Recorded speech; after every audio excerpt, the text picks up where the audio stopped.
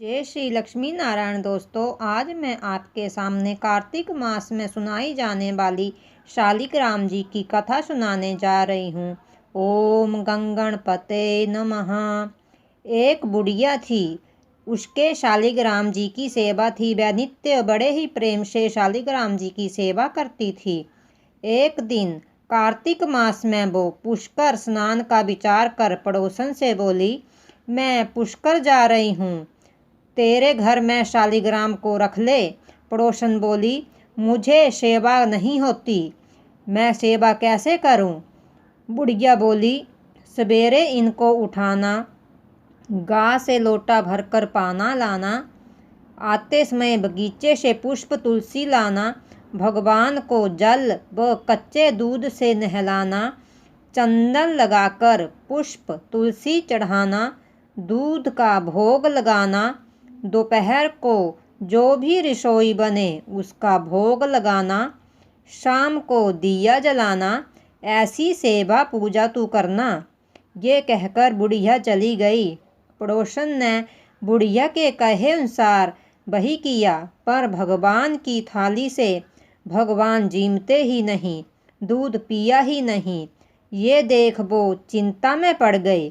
भगवान आपकी मालकिन आएगी तो कहेगी, मेरे भगवान को दुबला कर दिया, अभी 1 महीना है, आप जीम ले तो मैं भी जीमूं। और वह भूखी बैठी रही। भगवान ने सोचा, अब तो दर्शन देने ही पड़ेंगे। छोटा सा मोर मुकुट पीतांबरधारी रूप लेकर पाटे पर बैठकर दूध पी लिया व जीम लिया। रोज ऐसा ही होता रहा। एक दिन भगवान ने कहा कि मैं क्या गाय चराने जाऊं? तो पड़ोसन बोली, थोड़े दिन तो रहोगे, क्यों जाते हो? पर भगवान माने नहीं।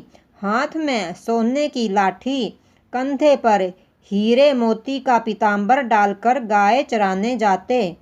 ऐसे ही महीना बीता। बुढ़िया घर आई, स्नान ध्यान से निपट कर सोचा, चलो अपने शालिग्राम जी को ले आऊं। वह पड़ोसन के घर गई और अपने शालिग्राम को मांगने लगी। पड़ोसन बोली, अभी शालिग्राम जी घर में नहीं हैं, जब वो शाम को आएंगे तब ले आना। बुढ़िया शालिग्राम जी के लिए जिद करने लगी और झगड़ा हो गया।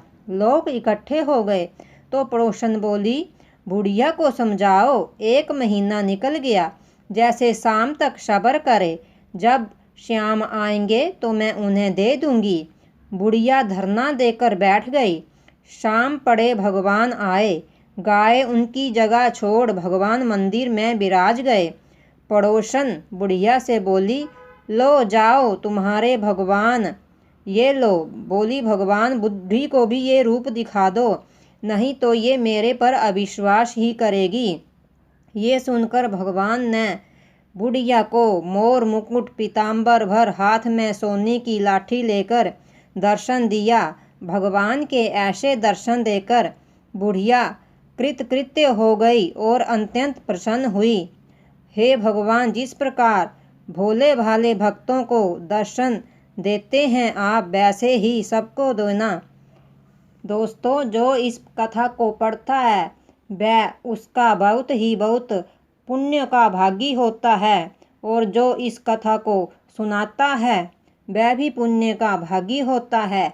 इसलिए आप कार्तिक मास में इन शालिग्राम जी की कथा को अवश्य पढ़ें, वो दूसरों को भी सुनाएं।